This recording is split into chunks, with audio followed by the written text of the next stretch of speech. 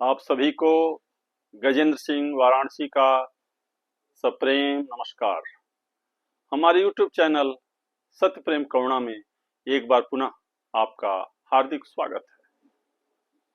आज हम चर्चा करना चाहते हैं श्राद्ध, तर्पण और पिंडदान पे। यह समसामयिक है। इस समय पितृपक्ष चल रहा है।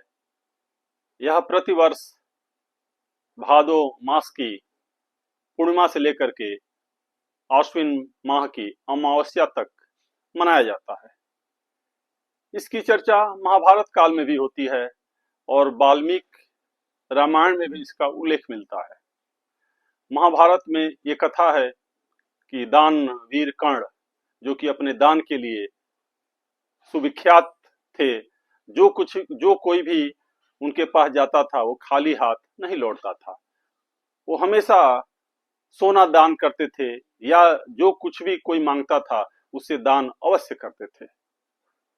मरणोपरांत जब दानवीर कर्ण स्वर्ग में पहुंचते हैं तो उनको खाने के लिए सोना दिया जाता है। इस पर वो आश्चर्यचकित होकर के देवराज इंद्र से पूछते हैं कि हमको सोना क्यों दिया जा रहा है। तब इंद्र बताते हैं कि आपने अपने जीवन काल में केवल सोना ही दान किया है, कभी भी आपने अन्न दान नहीं किया है। अन्न दानम परम दानम, अन्न का दान नहीं किया है। कभी आपने श्राद्ध, तर्पण, पिंडदान नहीं किया अपने पुरखों का, इसलिए आपको जो है यहाँ सोना दिया जा रहा है। इस पर दानवीर कर्ण अनभिज्ञता अपनी व्यक्त करते हैं और कहते हैं कि इस विधि का मुझे ज्ञान नहीं था, ये गलती मुझसे अनजाने में हुई है, इसलिए मुझे क्षमा किया जाए। तब ऐसी कथा आती है कि उनको दोबारा धरती लोक पे, मृत्यु लोक पे 15 दिनों के लिए भेजा जाता है और इस दौरान पितृपक्ष में अपने वो पितरों का, अपने पुरखों का विधि विधान से श्राद्ध, तर्पण और पिंडदान करते हैं। तब से परंपरा चली आ रही है। रामायण काल में भी इसका उल्लेख मिलता है कि जब भगवान राम माता सीता लक्ष्मण के साथ वनवास में थे, पितृपक्ष के दौरान वो विश्व प्रसिद्ध गया स्थित फाल्गु नदी के किनारे पहुंचे थे। वो महाराजा दशरथ का श्राद्ध करना चाहते थे।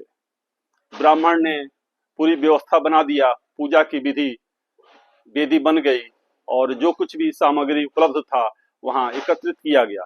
लेकिन ब्राह्मण ने बताया कि अभी बहुत सारे सामान जो कि कर्म कांड के लिए जरूरी है, श्राद्ध के लिए जरूरी है, उपलब्ध नहीं है। तब भगवान राम ने अपने भ्राता लक्ष्मण को गांव में, नगर में भेजा कि जाओ इन सामग्रियों की यथाशीघ्र व्यवस्था करो।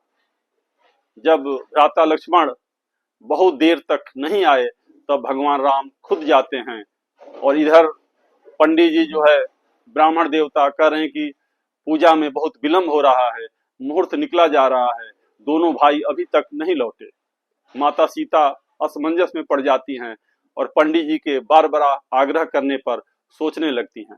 पंडित जी ब्राह्मण बताते हैं कि राजा दशरथ भी पिंडदान के लिए उत्सुक हैं, उनकी आत्मा व्याकुल हो रही है। तब सीता जी निर्णय करती हैं और जो कुछ भी सामग्री उपलब्ध थी उसी से श्राद्ध, तर्पण और पिंडदान कराने का निर्णय लेते हैं।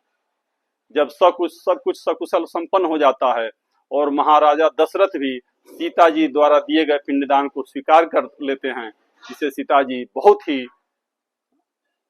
प्रसन्न होती हैं, खुश होती हैं, संतुष्ट होती हैं। इसी दौरान दोनों भाई वहां आते हैं और फिर जो है श्राद्ध, तर्पण के लिए पंडित से, ब्राह्मण से कहते हैं। तब माता सीता बताती हैं कि मैंने तो श्राद्ध कर दिया जो है।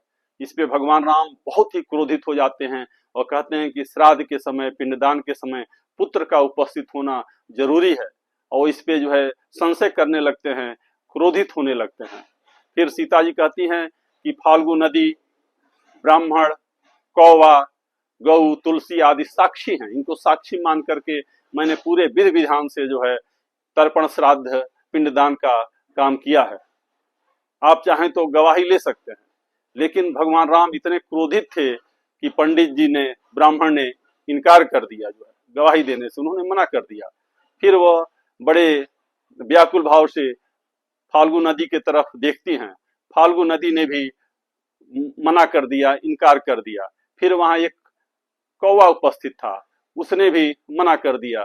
फिर गाय जो कि उपस्थित थी, गाय ने भी गवाही देने से इनकार कर दिया। तुलसी, तुलसी का पौधा तुलसी जी, वो भी मना कर दी। अब इससे सीता जी बड़ी कुपित हो गई और उन्होंने सर्वप्रथम जो है ब्राह्मण को श्राप दे दिया कि आप जो है कितना भी दान दक्षिणा मिले, कभी भी आपका मन संतुष्ट नहीं होगा। फिर फाल्गु नदी पर उन्होंने श्राप दिया कि आपके अंदर पानी तो रहेगा, लेकिन ऊपर से हमेशा आप सूखी ही रहेंगी, केवल बालू ही बालू, रेत ही दिखाई देगा, भले पानी की धारा नीचे से बहे। और आज भी आप देखेंगे कि फाल्गु नदी हमेशा सूखी ही रहती हैं। जब लोग तर्पण पिंडदान श्राद्ध करने जाते हैं तो रेत हटाते हैं, तब पानी निकलता है। उसके बाद से उन्होंने गौ को श्राप दे दिया कि आप जो है विष्टा का भक्षण करेंगी, लोगों का जूठन खाएंगी, जो है केवल आपका जो है पिछला भाग पवित्र माना जाएगा। इसलिए आप देखते हैं कि जब भी गौदान होता है तो पंडित लोग जो है गौ का पूंछ पकड़ करके जो है गौदान कराते हैं। इसी तरीके से तुलसी को भी श्राप दे दिया कि गया क्षेत्र में आप कभी भी नहीं उगेंगी। आज भी जो है गया क्षेत्र में तुलसी का पौधा निषिद्ध है, कोई भी तुलसी का पौधा नहीं लगाता है। कौवे को श्राप दे दिया कि हमेशा लड़ झगड़ करके भी भोजन पाओगे जो है, और कभी भी जो है अकेले में भोजन नहीं खा पाओगे। और आज भी कौवा जो है, कई कौवे मिलकर के आपस में लड़ते झगड़ते रहते हैं। इसी तरीके से वो पांचों को जो है उन्होंने श्राप दे दिया। लेकिन एक बट वृक्ष भी वहां पर था जो कि इस पिंडदान के लिए गवाही दिया। उन्होंने भगवान राम से बताया कि नहीं, पूरे विधि विधान के साथ जो है पिंडदान किया गया है, और महाराज ने उस पिंडदान को स्वीकार भी किया है। महाराज दशरथ ने पिंडदान को, श्राद्ध को स्वीकार किया है। तब माता जो है एक वरदान भी देती हैं बट वृक्ष को कि आप हमेशा दीर्घायु रहेंगे, और माताएं नारी जगत पूरा आपका सम्मान करेगा, आपकी पूजा करेगा, अपने पति के दीर्घायु होने के लिए आपकी परिक्रमा करेगा। इस तरह की कथाएं इस श्राद्ध पक्ष में, पितृपक्ष में मिलती हैं। पितृपक्ष में ऐसा माना जाता है कि पुरखे धरती पर आते हैं और जो परिवार, जो लोग जो है उनका जो है विधि विधान से श्राद्ध तर्पण पिंडदान करते हैं, उन पर अपना आशीष बरसाते हैं। और पितृपक्ष के दौरान कोई भी अगर आ जाए दरवाजे पर भिखारी या कुछ मांगने के लिए, या कोई अतिथि आ जाए, तो उसका सत्कार करना चाहिए, ऐसी मान्यता है। हिंदू धर्म में पितृपक्ष का बहुत ही महत्व है।